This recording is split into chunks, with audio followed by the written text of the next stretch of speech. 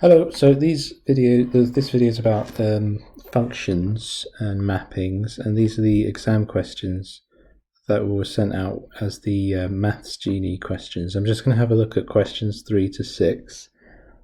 So this is question 3. It says the function f is defined by this, and here's the domain. The first question is to find the exact value of f of 1. So to find f of 1, it's a good idea to find out what f of 1 is first. So f of 1 would be to sub f 1 where you see an x. So it'd be 2 plus ln of 2 times 1 minus 1. So that's 2 plus ln of 2 minus 1. And that's 2 plus ln 1. And ln 1, by the way, you should know is equal to 0. You can pop that in your calculator. If you were to graph the ln function, you'll see that it's equal to 0. So finally we get 2. So in evaluating f of 1, that means sub f of 1 into f, or in this case, sub 2 into f. So that's going to be 2 plus ln of 2 times 2 now minus 1. Or 2 plus ln of 4 minus 1, which is ln 3, so 2 plus ln 3. And it does ask for the exact value of this, and that is exact because it's in terms of ln. B asks you to find an expression for the inverse of f. So if we call f of x y, and say y equals 2 plus ln of 2x minus 1, then we want to rearrange that to make x the subject. So we could have ln of 2x minus 1 is y minus 2, and then the inverse operation of ln is e, so we would basically have 2x minus 1 is e to the power of y minus 2. Bring the 1 over. Oops, that's minus 2. And then divide by 2.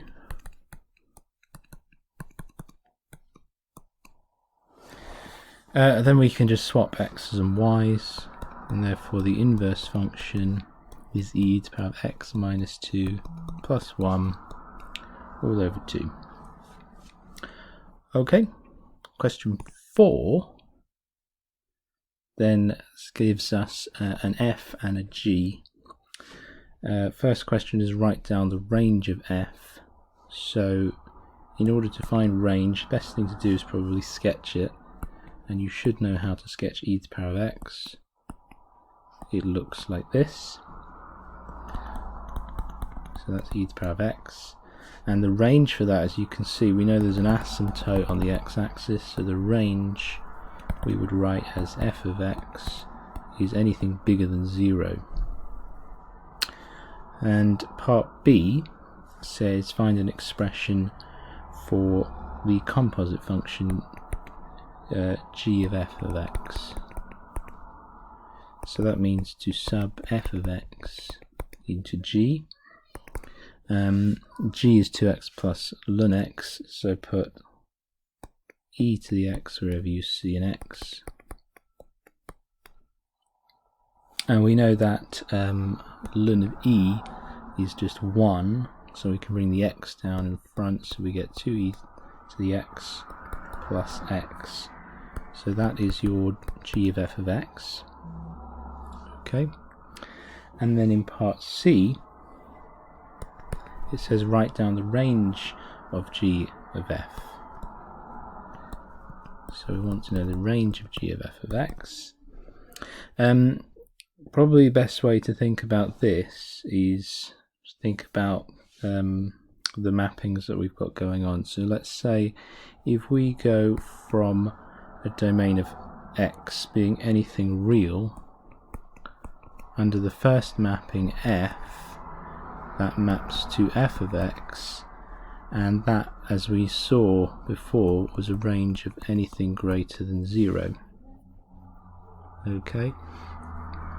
If we then take anything greater than 0 under the mapping of g, that takes us to g of f of x. And we were already told that the domain of this has got to be x is greater than 0 anyway. Now, if we put anything greater than 0 into this, we would end up with anything real, basically. Okay, so the graph of ln x looks like this, where wherever x is greater than 0, which has to be, it can take the range as being any real value, basically.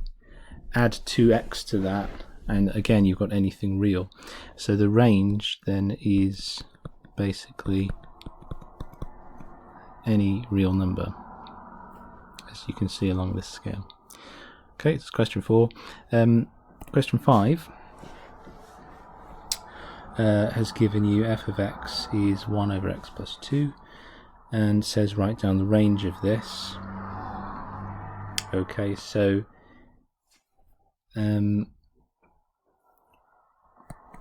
if you were to sketch 1 over x, you'd get this, where you've got asymptotes on the axes.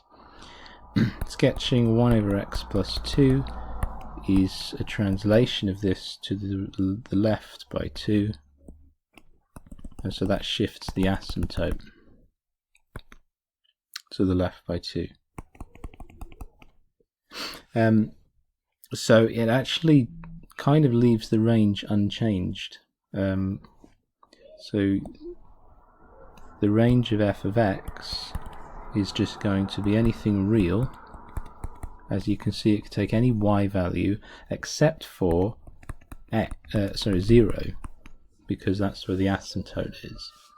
So this is the range for f of x. In part B it says find an expression for the inverse and state its domain. So, well, like we did before, y equals 1 over x plus 2, and then I'm going to rearrange this until I make x the subject. So I could swap things around and get this, and then finally this. Therefore I can state that my inverse is simply 1 over x minus 2.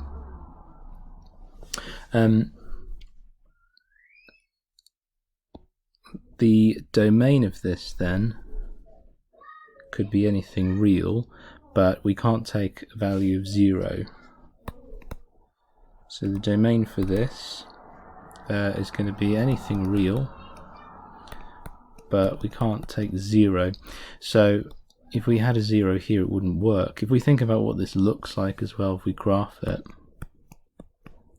1 over x was what we have over here, minus 2 just shifts everything down to, so it would look like this. You can clearly see then that x could take any value except for 0. Finally, in part C, it says solve f of g of x equals a half. So we've now been given a g of x.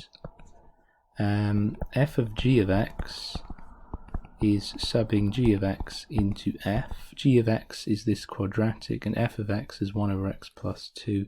So it would be 1 over x squared minus 5 plus 2. And what we want to do, well, I'll just simplify that a little bit first. So that's going to be 1 over x squared minus 3. We want to solve when this is equal to a half. Okay, let's just rearrange it and find out what the solutions are then. So I could multiply everything by 2, multiply everything by x squared minus 3, so I'll get 2 is x squared minus 3. Rearranging that gives me x squared is 5, and therefore x is plus or minus root 5. So there's my solutions in part C. Last question is question 6, and in this one we've been given an f of x which is a quadratic. Domain is anything real. It says find the range of f of x. So I'm going to write this down first.